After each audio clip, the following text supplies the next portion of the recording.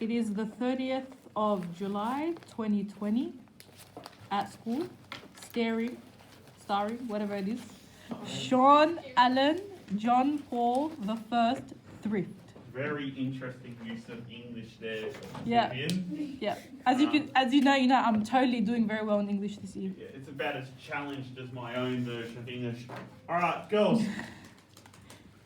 This is going to be jam-packed lessons. Okay. What we have to do in this lesson and next lesson, okay, is like we were doing with Augustus, where we had to do the three things, the sources that we had to study for him. We have to do this in 2 lessons for Egypt. Okay? So we have time to study prior to prelims. Okay. Okay? So what we are going to cover today is we are going to cover the temples at Abu Simbel, and also we're going to look at Pi Ramesses. Okay, or P Ramesses. Don't care which way you pronounce it, so long as you try to spell it. Okay? So by any chance, because I was away last lesson, did I miss out? Well, I was kind of there, but did I miss out any important sources? Sources, no. No. The only sources that we started talking about last lesson, and we didn't get a chance to look at it, is the peace treaty. Now, I did say last lesson I was going to put up a video. You guys actually surprised me in how much we got through that lesson, so I didn't have to. Good on you. So, but I wasn't there. Okay? You can still see. No, I haven't put it up yet. I'll put up the stuff for you. Okay. Okay? But, as always, look to your left, and Arisha should be able to help you with her notes as well. Okay. Okay? No. No, she says. Alright, so what we are going to be looking at today is Abu Simbel in a lot of depth. Okay? Now, when we're looking at these sources, I want you to think about these 3 things, okay? First of all, location. Okay? Second, as I check my own notes, key features.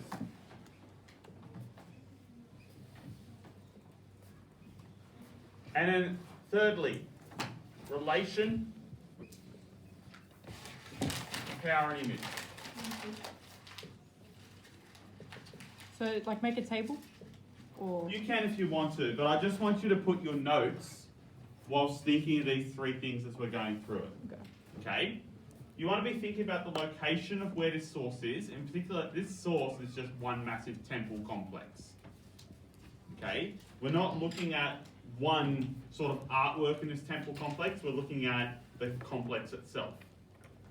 Okay? But where is it? What key features can we see in it? And how do these things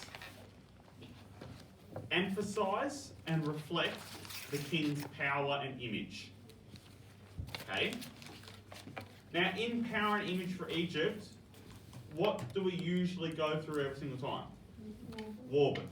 Okay? So always think about what aspect of Warburg are they using to emphasize the king's power and image. Okay? He's a liar, did you say? Yeah, they could also have that bit of it. A little bit, okay? Alright, now, starting with Abu Simbel temples, okay? Abu Simbel temple is a set of 2 temples near the border of Egypt with Sudan. So if it's next to Sudan, what part of Egypt is it part of?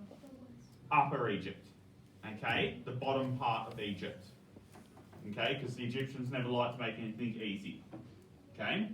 It was constructed for the pharaoh Rameses II, who reigned for 67 years during the 13th century. It is 320 kilometers away from Aswan, and it is the most beautiful construction of the greatest pharaoh in Egyptian history.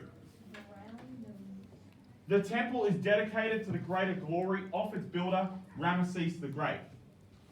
Important thing to realise here is this temple is dedicated just to the king. You are going to see pictures of other gods in this temple, but it is devoted entirely to the king itself. Okay? What is this an example of? 2 words. Empirical. Imperial cult. Okay, the king worship. But the king is basically a god king, what we've used before. Okay? Now, the construction of the temple complex started in approximately 1284 BC, and it lasted for 20 years until 1264. Like Persepolis, when we're talking about Persia, these things take a very long time to build. Okay? Normally, a pharaoh would only get to build one of these sort of things in their lifetime, but Rameses lived for quite a long time. So he built a lot of stuff. Their purpose was to impress Egypt's southern neighbours and also to reinforce the status of Egyptian religion in the region. Okay? So it has a dual purpose. Okay? The first one is looking at their southern neighbours. What were the southern neighbours of Egypt called? Kush, exactly right. Okay? The temple is built next to Kush. Basically, they say, hey, you guys, just in case you forgot how great we are, have a look at our temple. Okay? It's meant to be effectively giving them the bird. Okay? It is also a symbol of Egyptian religious orthodoxy, meaning maintaining the core values of Egyptian religion. Okay? Because remember, who was before Rameses that sort of tried to wreck everything? Akhenaten. So Ramesses' construction of this is sort of a homage to going, this is the way that Egyptian religion should be. What's it called? Religious orthodoxy. Religious orthodoxy. Okay? What does that one mean again? Staying close to like the core values. So Okay? isn't it So like if you conservative? yeah, very conservative. Okay? Common one that we see is like Orthodox Jewish people. They're people who take the Torah, the Jewish Bible, and stick as close to it literally as possible. Okay? Yeah, isn't there like a suburb in Melbourne? Yeah. Where it's like strictly Yeah. very Jewish. Strictly like Orthodox Jewish one where And it's they have very like closely they have maintained. like 15 kids and they grow beards and they don't Kind use of, and yeah. they don't use technology. I wouldn't say it's that stereotyped, but yes. No, so it's so we read it in studies of religion. Right. It's real. Alright, so with the passing of time, the temples became covered by sand. Already in the 6th century BC, the sand covered the statues of the main temple up to their knees. Okay, so we lost this temple for a long time. Okay?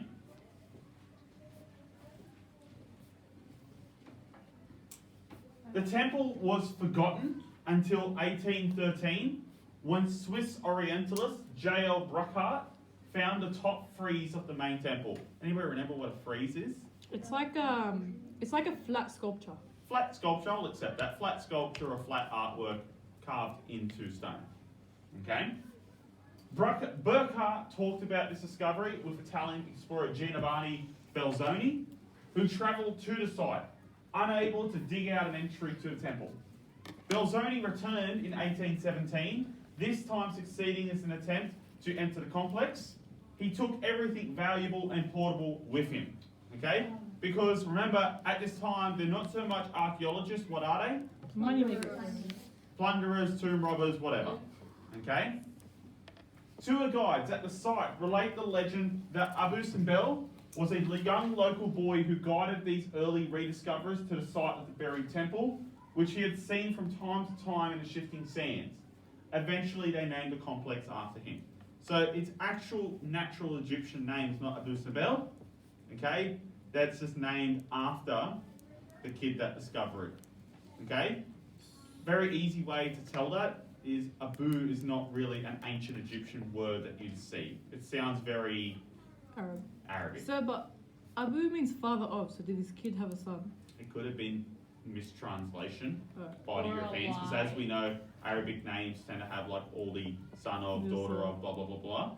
So Yeah. more than likely the European explorers just shortened it and got it wrong. So it's probably just his last name. Well, Or not even that. yeah. I wouldn't say I'd know the answer to that. You had a question? Did Belzoni just pull an Elgin but a little less damaging? Yeah, a little less damaging the Parthenon marbles. Couldn't they have just lied about Abu existing? Like, look, we found a local child and therefore we are more. Who knows what the early Europeans did when discovering temples? We have to at least have a bit of trust in them. Alright, so the complex consists of 2 temples. The larger one is dedicated to Ra-Herakti, Hatar, and Amun, and features 4 large statues of Rameses II in the facade. The smaller temple is dedicated to the goddess Rameses' most beloved wife, Nefertari. Okay? Remember, lots and lots of wives. What are his, they say it already. What do we call these sub-wives? Concubines. Okay? Not that one, not what we said last lesson. Okay? Alright. Wait. It's gonna, this link will go up on Google Classroom. Okay? Plus you've also got a film, so you'll be fine. Okay? Now, these are all 4 statues just of Rameses. Okay? Self-obsessed. Self-obsessed much is a good word. Okay? The Great Temple of Rameses II at Abu Simbel, its height is 110 feet, its width is 127 feet. Okay? The 4 colossi, meaning massive statues, representing Rameses II, are about 67 foot tall. The entire work is 210 foot in depth and hollowed out in the mountainside. It's an impressive construction for the ancient world. Okay, yeah. How tall is it? How tall is that? A tall person is 6 foot. Okay? 67 divided by 6 It's a lot. is a lot. Okay, it's a lot of tall people standing on top of each other. 11.01. No, sorry, 11.05. Okay? Stop that math shit. You can see here, even with the walls ring, the statues just tower over them. Okay? So if you go up to the statues, you're definitely looking up like that. Okay? So it's like 11 people on top of each other. 11 tall people. Oh, never mind. I was gonna say, what was more ambitious, the Akadana with all the columns? What was I'm gonna say? Different timelines. Yeah. The Akadana was made much later. Yeah. Okay? So this was pretty impressive considering it's made 3,000 years ago. Okay? It is impressive. Certainly more than what I do on my weekend. Yeah. Okay? How tall are you, sir? I can't So remember. short. I'm pretty sure. I'm 173 centimetres. Shame. Alright. The Great So Abu Rameses Simbel told- Temple is generally considered the grandest and most beautiful of the temples, commissioned during the reign of Rameses II and one of the most beautiful in Egypt. The facade is 33 metres high and 38 metres broad, and guarded by 4 statues, each of which is 20 metres high. They were sculpted directly from the rock in which the temple was located before it was moved. All statues represent Rameses II seated on a throne. The statue to the left of the entrance was damaged in an earthquake, leaving only the lower part intact. Okay? The facade consists of 4 statues of the pharaoh seated on his throne and represent his advancing age, with the youngest to the left as viewed from the front. Okay? Rameses lived for a long time. Each one represents a stage in his life, and you can see just how big those statues are by the people standing next to them. Okay? Think about this as an ancient world, okay? We're at least used to the concept of skyscrapers. Okay? Imagine being someone from Kush, okay, even a less developed land than Egypt at that time, and imagine seeing this bloody thing pop up on your border. Okay? This, in many ways, would have been divine or godly work to a lot of the people in the ancient world to see something like this. It was simply out of the scope of their imagination. So imagine how they must have thought of Rameses II, okay, where all of these statues are him, where he effectively stands over and towers over the Egyptian nations and nations around it. Okay?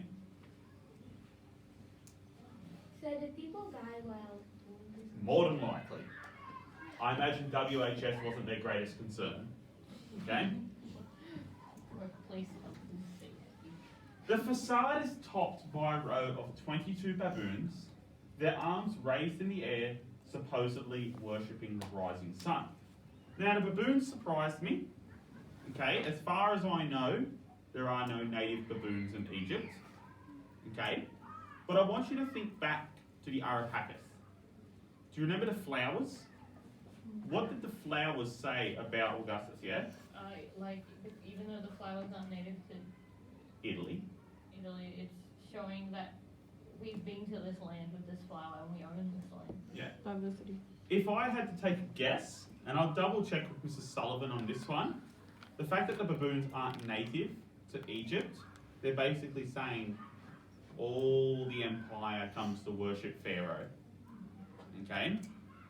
Sun is, of course, a very significant religious symbol in Egypt, can also be related in many ways to Pharaoh. Okay? Don't pharaohs represent Elon Ray, sun god? Pharaohs represent a god awful lot of stuff. Yes. Okay? Above the entrance there is a statue of a falcon-headed Ra-Harakte, with the pharaoh shown worshipping on both sides of him. This is an interesting one, okay? Because it shows the pharaoh worshipping something greater than him. Okay? Normally pharaoh is shown as sort of like the top of everything on every single facade. Okay? What do you think the importance of this one is? Reinforcing the religious beliefs. Bingo was his name, okay? It's showing that the pharaoh is what we call a pious man, okay? Meaning he knows his place, he knows that the gods are above him, and remember, what's the purpose of Pharaoh in Egypt? It's to keep the gods happy, okay?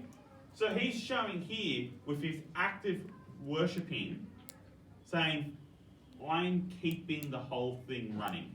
I'm making sure the gods are worshipped, so you don't have to worry about it. I'm making sure Egypt is maintained.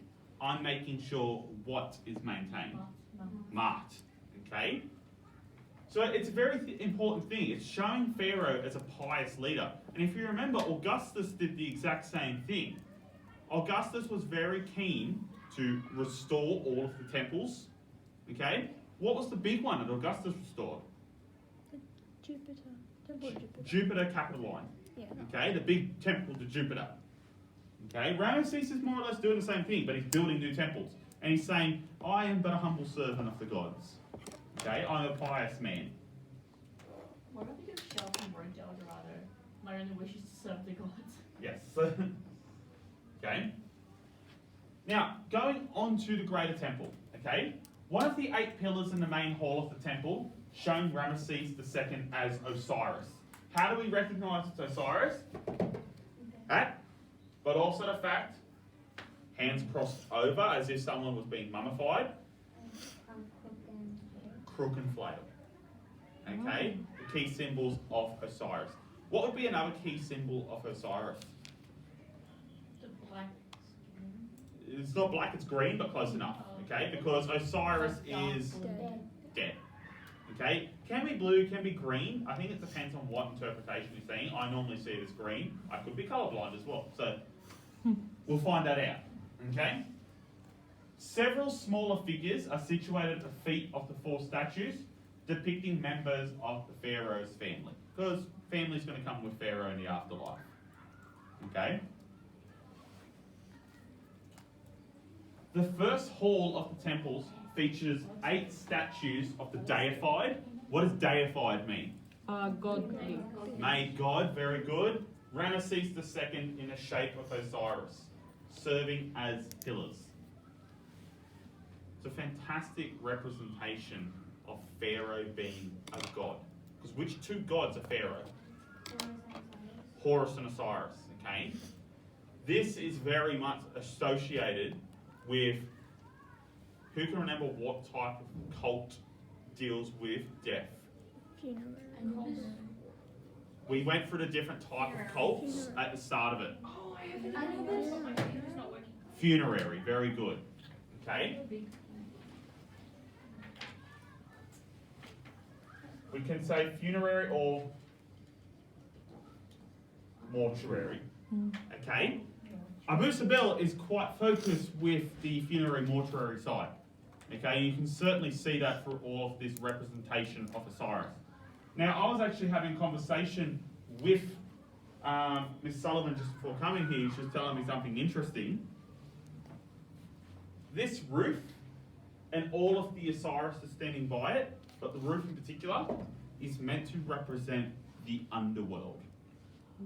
Okay, because the underworld is going to have something above you. Okay? So the roof is meant to actually represent the underworld. And all of these beings of Rameses pictured as Osiris are sort of meant to picture him as he will be king here as well.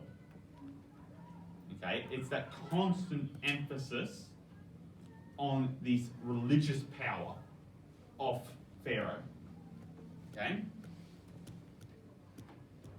The walls depict scenes of Egyptian victories in Libya, Syria, and Nubia, including images from the Battle of Kadesh. Now, we learnt about the Battle of Kadesh last lesson, and we learnt that the Battle of Kadesh wasn't a victory, it was a stalemate. Some would say defeat, a lot of people would say stalemate. Okay? You could say stalemate, you could say defeat, I don't think you could really say victory. Okay? But Pharaoh is great. What P word? Pharaoh is great propagandist. Very well done, Zeta. Okay? He is great at spinning a story. Okay? And he looks like he is the leader. Now, we did this at the start when we did regalia. Have a look at Pharaoh there. How do I know he's Pharaoh? Very good. Okay? I can see the crowns of lower, upper, and blue crown. What's he holding? Not a whip, a mace. Very good. Okay? What's he going to do with the mace? He's gonna beat up the guy. He's gonna wham! Okay? He's getting ready to kill some people. Yes? Genuine question. Does the pharaoh command the armies from his throne, or does he actually fight? Now, you asked a good question. Now, were you there last lesson when we were doing Kadesh? Yeah. What happened when he led his own armies? No. Yeah, they didn't go too well, did they? Okay. Rameses II does lead his own armies on occasion, but I think very much after the Battle of Kadesh, he realizes, maybe I might leave the running of the armies to the generals. And remember, like we were saying in the other lesson, Rameses II might not be the best builder, he might not be the best warrior administrator, but he's great at picking people to do those. Okay? So your question is, did he lead his own armies? Yes. Not too well, not afterwards. Okay? So, that was slightly worrying. Okay? When we're looking at this image, okay,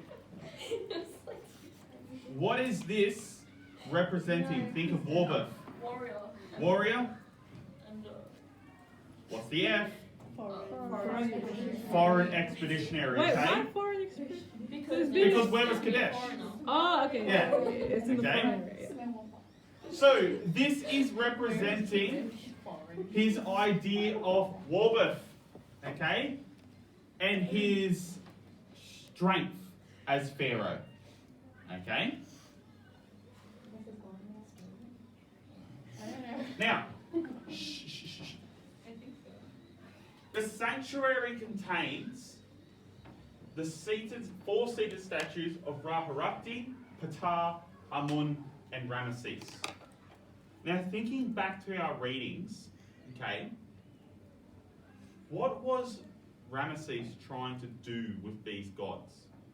Link himself with them. Yeah, he was trying to link himself with them. Okay? Because previously, as we were just saying, the only two gods that used to be really linked with Pharaoh was Horus and Osiris.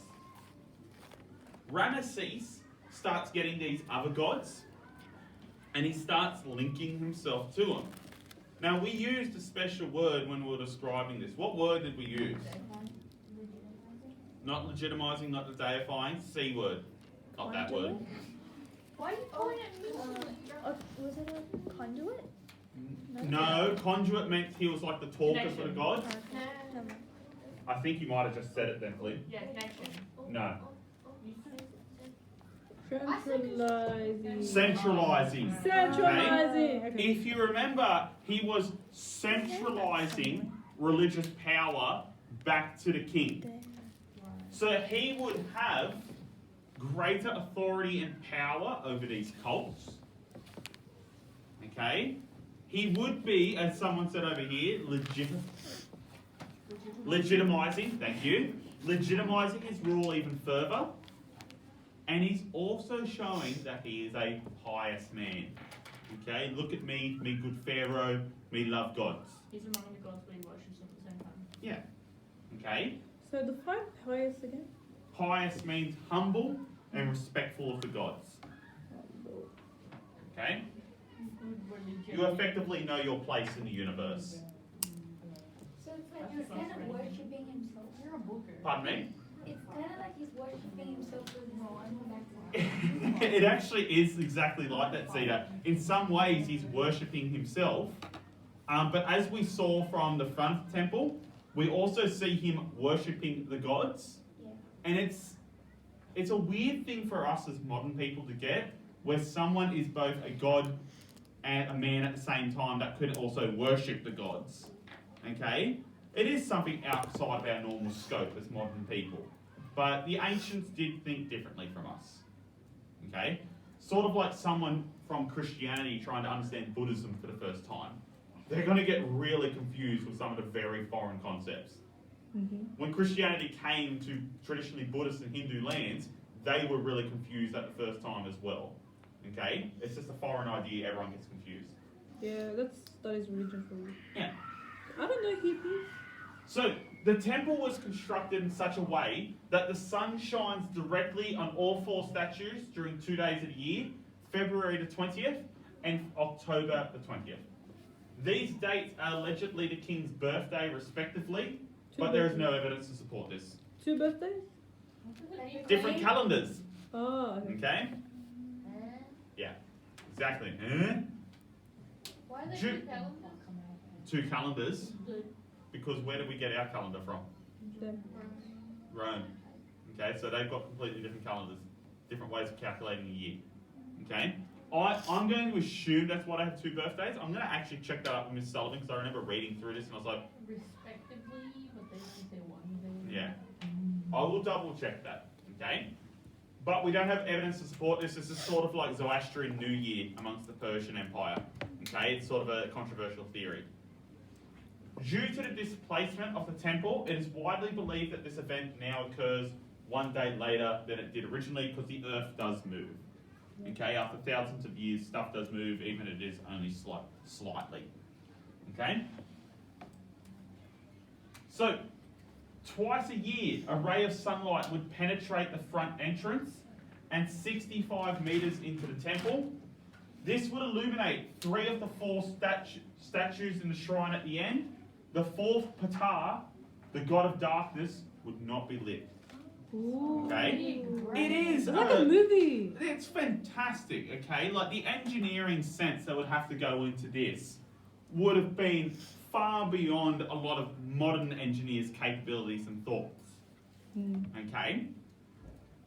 So it is this fantastic religious scene where the sunlight's coming through a temple, it's being directed into a ray, it only comes at certain points in the year. The Egyptians are smart enough to know how to direct the sunlight at certain points of the year.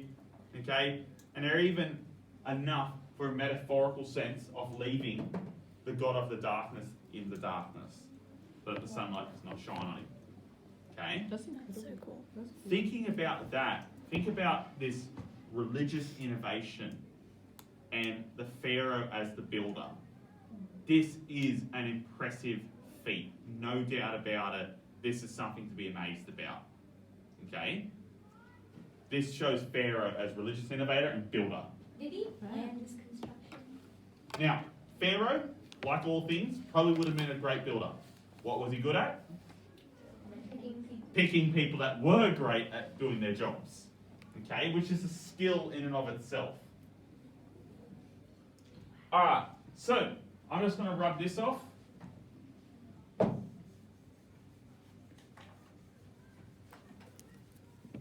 Alright, so that's ghastly. So A, let's look at A, okay? 4 gigantic statues of the seated King Rameses II, which form the impressive facade of the temple. So this is the start of it, okay? B is the entrance. C, large rock cut hall with 8 massive pillars. Okay, this is sort of like the underworld.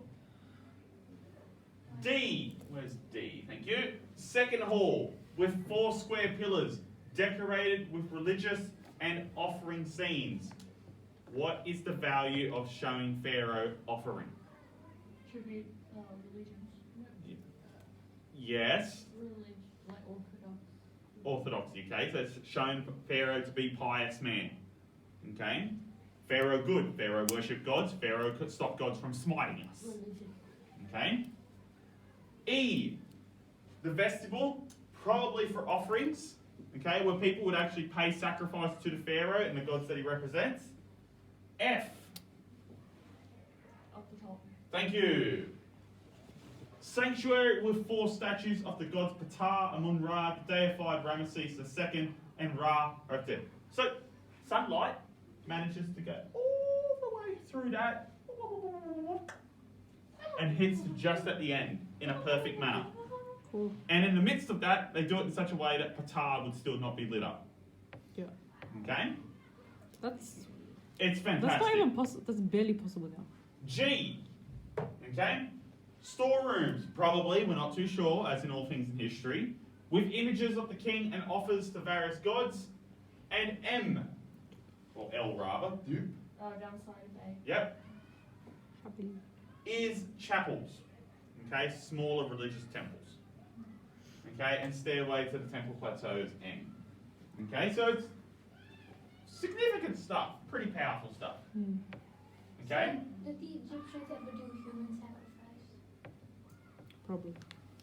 I wouldn't put it past them, but not in any large scale that I'm aware of. Actually, very few religions did large scale human sacrifice. I was going to say Aztecs. The Aztecs are the definite notable example. The Carthaginians did it quite regularly.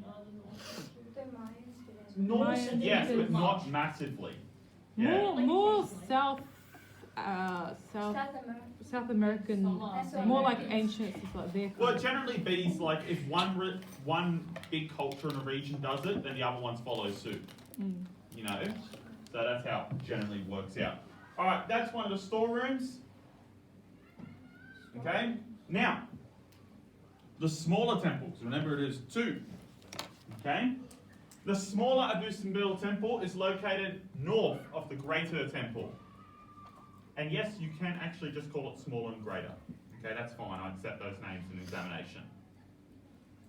It was carved in a rock by Rameses II and dedicated to Hathor, the goddess of love and beauty, who is sort of the personification of Hathor. His wife. His wife, the The man. The queen. the queen. Yeah, we'll just call it a queen. Okay. What is she also the representation of? Fertility. She's Which god? in the tower. Yeah, Hathor and What? the lady. Iris. Isis. Isis. Okay. She can also be a personification of Isis, Sick. because My bad. Isis is Osiris's wife. Makes sense. Okay. So, it was carved in a rock by Rameses II and dedicated to Hathor, the goddess of love and beauty. Also dedicated to his favourite wife, Nefertari, whose sake the very sun doth the shine. Okay? Basically, The reason the sun shines. the reason the is sun for her. shines is because I love her and she, yeah, okay. Aww. Yeah. No. Okay? The facade is adorned by 6 statues 4 of Rameses II, and 2 of Nefertari. The reason I love that is because even though he's dedicating this shrine to his wife, he's still got to make sure there's more statues of him in there than his wife. Yeah. Okay? Men! So I think there's a horrible histories like skit where he's like, his wife is like, "Can I have one?" He's like, "Yeah, sure." And he turns to the builder and he's like, "Put a few more of me in there." Yeah, of course. Most unusually, the 6 are the same height, which indicates the esteem in which Nefertari was held. Okay, because as we know in the ancient world, height equals power. Okay, the bigger your statue, the bigger you are. That's why medieval drawings look so stupid. Yes. Okay. Nefertari was so well liked by Rameses and so held in respect that's why she has this position. Okay. The entrance leads to a hall containing 6 pillars bearing the head of the goddess Hathor. Okay. Keep in mind, this whole idea of having a temple dedicated to his wife as well also helps maintain the idea of Ma'at. Okay? Because it's balance. Okay? Yin and yang, light and dark, man and woman. Okay? So the pharaoh looks after certain elements and gods, and the queen looks after certain elements and gods as well. Okay? So building this temple to the queen is sort of a way of appeasing the gods and making them happy again. Okay? Because pharaoh is not every god. The queen also represents that as well. Okay? It's a nice little bit of order amidst chaos. Okay, so this is the view of Temple of Hathor with hill. Okay? So, obviously, tall hat is... Yeah, Pharaoh. Yeah, Pharaoh, thank you. Okay, Rameses? How do I know that's the queen? She doesn't have a hat. The headdress. Okay, can anyone remember what the headdress is called? Nemesis. No, that's the king's one. Vulture. Yeah, vulture crown. Okay? Alright? That's a crow, so. That's a crow. Alright, so a couple more views. Cool. Now, the eastern wall bears inscriptions depicting Rameses II and Nefertari offering sacrifices to the gods. Once again, I'm pious and so's my wife. Okay? Now, how do I know, besides crown, that is Pharaoh on the top left? Because other people are bowing to him. Other people are bowing, scepter, He's and a lot bigger. a lot bigger, yes. He's He just Yeah, there we go. Bingo was his name. Oh, he's seated. Oh. Okay? Pharaoh is almost always seated. Okay? It shows his position. Everyone else must stand when Pharaoh comes next to him. Okay? Or when Pharaoh is in room. We still have the same thing when the Queen comes into a room in modern days. Okay? Nobody sits in front of the Queen. Really? Okay? Only the Queen gets to sit. Oh. You may get permission to sit if you have a special occasion. Okay? Temple carvings. Cool. We're not going to go through the relocation and everything like that because we don't need to know that. Okay? So we actually get to cross off about 18 extra slides. Go us. Yay! Woo! Nailing it. Alright. Lovely. Constructed a dam. What we will end up doing is, thank you, I need these red so we can quickly go through them next time. So I think this lesson finishes at 2:15, yes? You can start reading now with 10 minutes, okay? Get through as much as you can, read the rest at home. It's been a lot in this lesson. We're going through quite a bit, okay? Yes. The relocation throwing all the fancy light stuff that they do. Likely. Do you want to? They're great at that. Oh, so if we're just reading, can I switch it off?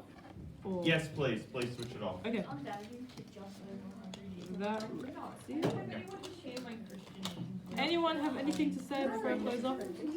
So do you have anything to say? Come to the center. You're a very good class. So in the center. I'm very proud of you. Funny. And thank you to my production manager. Yay! Alright. Alright, I'm turning it off now.